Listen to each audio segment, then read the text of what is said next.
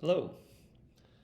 In this reflection on piety as full embodied faith, I am playing off the subtitle of Chapter 3 in Bourne and Atkins' book, A New Introduction to Theology, Embodiment, Experience, and Encounter. The subtitle in the book is Theology as Full Embodied Thought. So here I want to reflect upon how piety is full embodied faith. I will do this by drawing upon some of the themes and arguments from Bourne and Atkins that they offer in this third chapter of their book. I will suggest that piety, understood as full embodied faith, is consistent with doing theology in a way that regards our bodily experience, including our senses, as important theological sources. Let me begin by briefly saying why piety may be a helpful word to describe or point to our lives in Christian faith. In recent years, I have come to cherish the word piety over the word spirituality as a way to describe an important practice in our lives of Christian faith. It's true that I've come to prefer piety over spirituality in part because I'm paying attention to the Memphis Theological Seminary mission statement that emphasizes formation in scholarship, piety, and justice. Now, in that mission statement, the words scholarship and justice sound pretty contemporary, and we use those words freely enough, assuming that people have some shared understanding of what they mean, even if we have many disagreements and discussions about what constitutes scholarship or justice. I think we especially have those kinds of disagreements and discussions around the word justice. But piety, in comparison to scholarship and justice, sounds like a rather old-fashioned word. Piety, as I point out in my essay that you're reading, Piety in Christian Discipleship and Ministry, is not frequently used these days. And for some, it carries a negative connotation. Marjorie Thompson, in her book Soul Feast, writes that piety is, quote, a word once endowed with respect, but now it suggests to many a saccharine sentimentality or the delicate, easily shocked conscience of moral rigidity. In contrast, the word spirituality has gained popularity as pointing to the inner life that animates our lives, including our relationship with God and each other. But I want to urge that piety might need resurrecting as a helpful term, and one that might help us avoid some problems with using the word spirituality. Think about the way spirituality is used in our contemporary life. If we do this, we might start to see how it's a bit problematic. Spirituality, as it's often understood, feeds into the kind of dualism referred to on the first page of chapter 3 in Bourne and Atkins. What is dualism and why is it problematic for Christian life? Dualism is an approach to Christian life and theology that separates the body and the soul and lifts the one over the other. Dualism is present in the larger culture. In that context, dualism is evident in how so much of mainstream culture values the body over the soul. In contrast, in many Christian circles, dualism reflects the opposite problem. In such Christian circles, dualism values the spirit over the body. This Christian dualism denigrates the body. Christian dualism regards the body at best as unimportant in the Christian life, and at worst regards the body as a very hindrance to the spiritual life. The quote on page 59 of Simone de Beauvoir in your reading of Bourne and Atkins points to this anti-body view that too often rules in Christian life, a dualistic view that makes the body the enemy of the soul.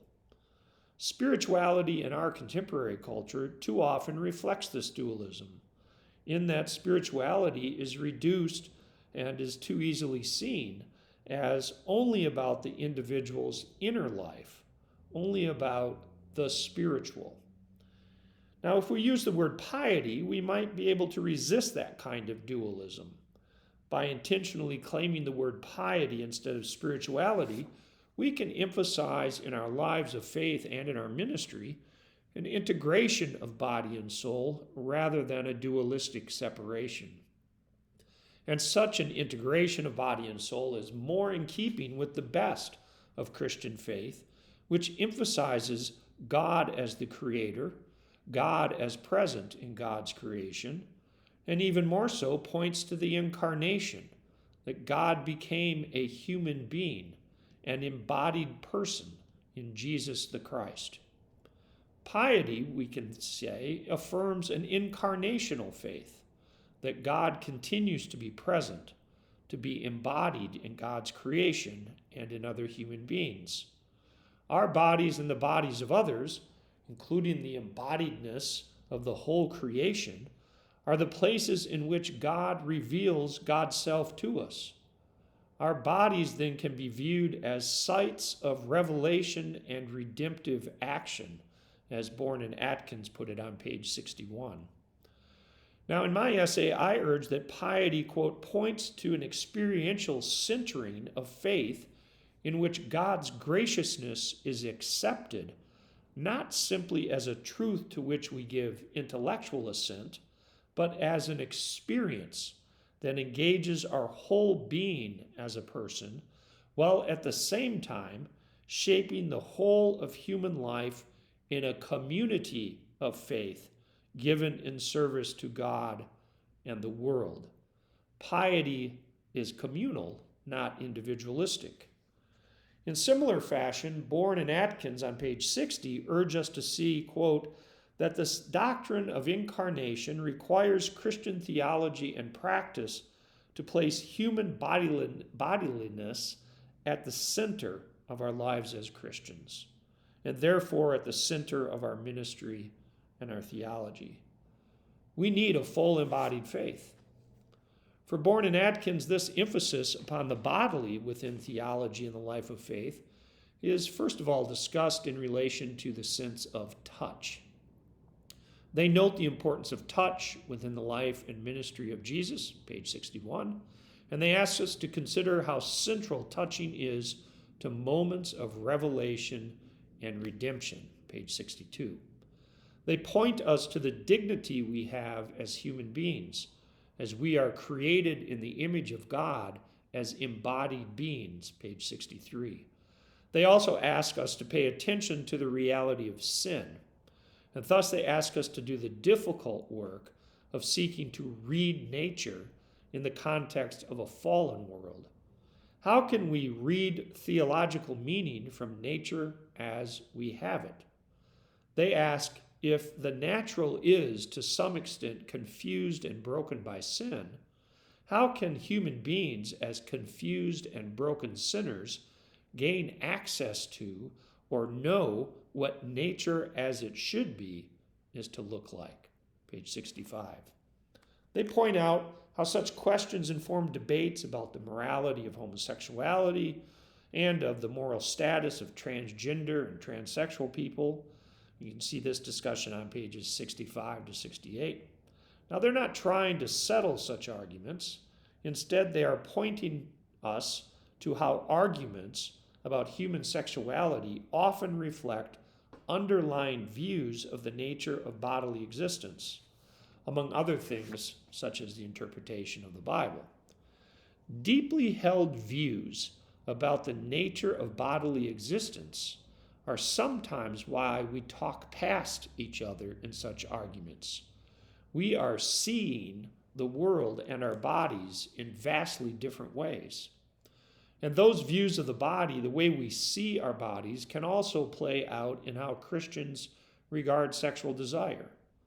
Is sexual desire something inherently evil, or is sexual desire something that can be integrated with Christian life, that can become part of our lives of piety? How we respond to that question will likely reflect a great deal of how we regard our bodies and the bodies of others within our vision of Christian life as embodied, as integrating soul and body, or as dualistic, as overvaluing the soul and denigrating the body. Additionally, how we view the body plays out in our approaches to poverty, racism, sexism, and really pretty much every other ethical issue. As ethical issues are pretty much about how we treat our bodies and the bodies of others. Do we honor other human beings as embodied persons made in the image of God? Or do we denigrate and deny the dignity of other human beings as embodied persons made in the image of God? Put more concretely, we can ask questions like, are the bodies of immigrants less important than the bodies of U.S. citizens? Are black bodies less important than white bodies? Are male bodies more important than female bodies? Are heterosexual bodies more important than homosexual, transsexual, or transgender bodies? Are disabled bodies less important than able bodies? In responding to those questions of embodied faith, we are asked as disciples of Jesus to consider how Jesus took bodies seriously, how he healed people in their bodies, he touched people in their bodies, he fed people in their bodies. And we can also see that God raised Jesus from the dead, the full-bodied Jesus. In Christian theology, as we draw upon a full embodied faith, body and soul are integrated. We recognize that our salvation includes our whole selves, and that includes our bodies. That's why we talk about the resurrection of not just Jesus' body, but our bodies as well. Bourne and Atkins also encourage us to attend in our theology, and I would say in our piety, to the place of art in Christian life, and even art as a source for Christian theology. The same can be done in relation to music. What makes a music Christian? What makes a music anti-Christian? How does music, art, or embodied forms of worship like the sacraments, the Lord's Supper, inform our faith, our lives of piety? In reflecting upon our embodiedness in relation to our lives of Christian discipleship and relationship to piety, we must also consider the role of desire. Desire, that is our wants and needs, have often in an antibody piety been relegated to sin. But as Bourne and Atkins urge, the problem with sinful desire is not that it desires too much, but that its desire is misdirected and insipid. Page 75. Our practices of piety in which we fast, that is, in which we abstain from those things that distract us from God and from our own truth as made in the image of God and made for God, train our desires to be rightly directed to God and to the well-being of others and the whole creation. See pages 75 and 76 in Bourne and Atkins. This brings us finally to the discussion of prayer in this chapter on pages 78 through 83. Prayer, as discussed here, connects with piety as embodied faith and discipleship. We are invited to consider what are our practices of prayer. How do we practice a prayer that disciplines our lives, including our bodies and desires, in accord with the life of Jesus Christ? How do we practice in our piety a desire for God that involves the longing in our hearts for something more, something beyond ourselves and beyond our current economic, political, and cultural lives? As I write in my essay, it is in piety that we seek wholeness, healing, redemption through the graciousness of God. We need God to lovingly touch our broken hearts, minds, and spirits, along with our broken human institutions.